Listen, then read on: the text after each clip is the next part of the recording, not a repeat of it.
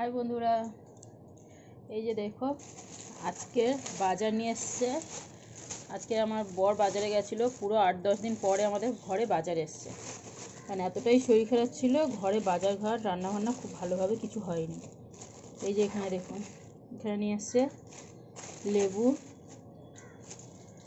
ছেলের জুস খাওয়ার জন্য, আর এখানে নিয়ে এসছে কামরাঙা, এগুলো ওর নিজে খাবার জন্য আমার বরের। আর এগুলো হচ্ছে এই যে সব ফাটা ফাটা বেদানা নিয়ে আসছে, কি বলবো।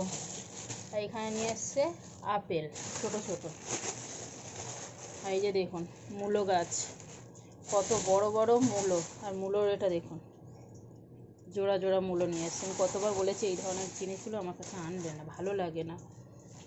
এই যে দেখুন পাতাটা কত টাটকা, পাতাটাকে আজকে ভাজা করতে হবে, নয়তো নষ্ট হয়ে যাবে। আর এই মধ্যে আছে শিম, কুমড়ো আর বেগুন। আর এখানে নিয়ে এসছে বড় বড় বেশ দুটো ফুলকপি আর আতপ চাল। বাজার পুরো, আমার বর বাজারে গেলে একসাথে এত এত বাজার করে বন্ধুরা, কি বলবো, বিরক্তি লেগে যায়। এবার আপনারা দেখুন এখানে নিয়ে এসছে মাছের কাঁটা। এটা কি মাছের কাঁটা কি জানি, এটা পাঙ্গাস মাছের কাঁটা। এই যে দেখুন মাথা কাঁটা, কমসে কম এখানে 2 কিলো হবে। দেখুন বাবা চিনতে পারছি না, কত বড়, 2 কিলো মতো হবে এখানে নিয়ে এসছে। এখানে নিয়ে এসছে কাতলা মাছ, এগুলো ছেলের জন্য, ছেলেকে তো কাঁটা মাছ টাছ দেওয়া হয় না। এটাও প্রায় 1 কিলো, হ্যাঁ 1 কিলো মতো মাছ। এখানে নিয়ে এসছে 1 কিলো চিকেন।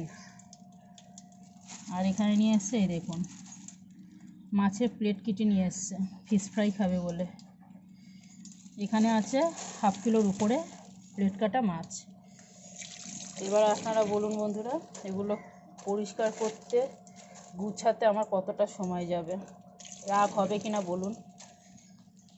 আমার বরকে যখনই বাজারে পাঠাই এরকমই উল্টো পাল্টা বাজার করে নিয়ে আসে এত এত, যার জন্য আমার রাগ প্রচুর বেড়ে যায়। তো ধন্যবাদ বন্ধুরা, আমার বরের অনেক নিন্দা করলাম। টাটা।